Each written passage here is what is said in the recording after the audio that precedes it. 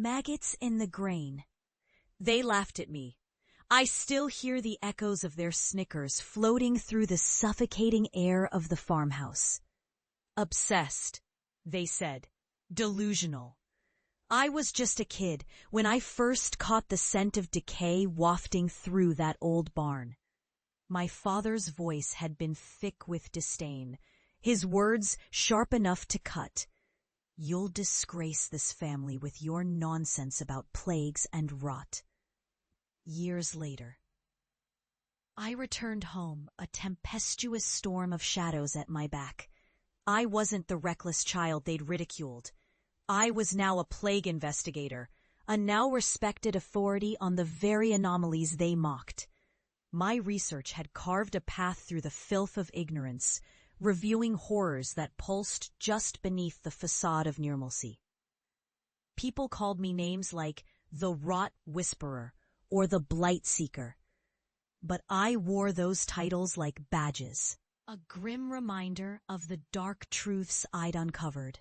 The food poisoning incident that sank my career had painted me with the stain of failure, a label I was no longer afraid to wear.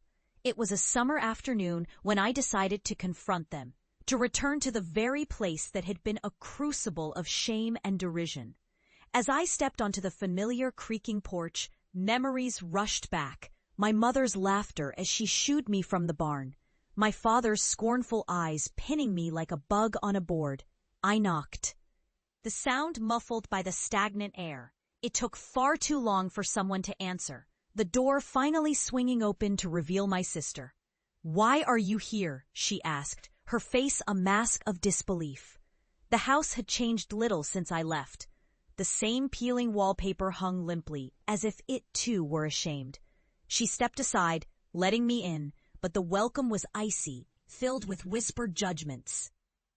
My family was gathered around the kitchen table, their initial surprise quickly melting into the familiar atmosphere of mockery. They were not afraid to show me their teeth. They were all too eager to remind me, once again, how crazy my pursuits had been. "Look who's home," my brother sneered. "The scientist who talks to bugs." I held my ground. "You might want to listen. It's not just bugs anymore." I decided to lay it on thick. Drumming the table with my fingers to drive it home, "I've come across something you won't be able to ignore." Laughter erupted like a wretched choir, but deep inside, something shifted.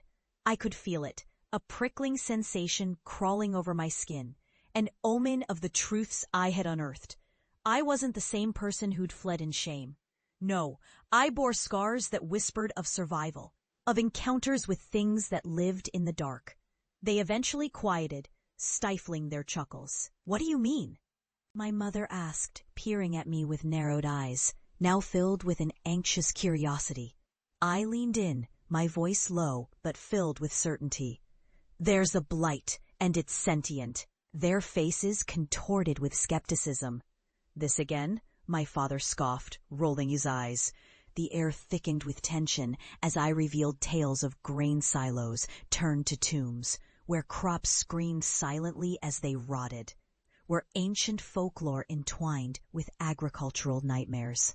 I spoke of the sentient rot, the grotesque amalgamation of earth and decay that whispered secrets to those who dared listen.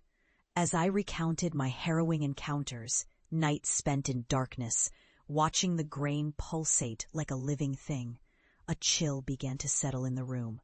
"Enough! This is ridiculous!" my brother barked, but I could see the flickering of doubt in his eyes. Then, as if summoned by my words, a sickly sweet odor swept through the kitchen. It sank into the corners and cloaked us. The air thickened with the heaviness of decay. It was the scent of something vile, something that shouldn't be present. I watched as their faces morphed from disbelief to confusion, and finally horror. "What did you bring here?" my mother whispered, her voice trembling as her hand instinctively went to her throat.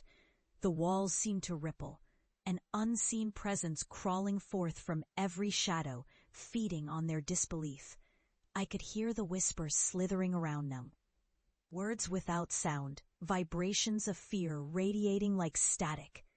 You thought it was all nonsense, didn't you? I found myself whispering, an unexpected shiver sliding down my spine. From the darkened corners, shapes began to materialize, distorted shadows of what once was, eyes gleaming with hunger, mouths forming into silent screams. It was a manifestation of their ridicule, a reflection of their ignorance. They stumbled back, their laughter swallowed by the wretched chorus of rot and ruin creeping closer. "Please," my father's voice cracked. "You have to stop this." But how could I? This was my reckoning, a culmination of every dismissal I'd ever faced. "You laughed. You thought I was the fool." I stepped closer, the chaos behind me pulsing like a heartbeat. "But look at what you've created. This is your doing." Suddenly, a tendril of decay slithered across the table, creeping toward them, wrapping around their wrists as they shrieked, their voices drowning in the cacophony of their own fears. I felt a surge of power. I was no longer the mockery, but the harbinger of their truths. In that moment, I understood. I had survived what they could not comprehend, and now they were coming face to face with the weight of their disbelief.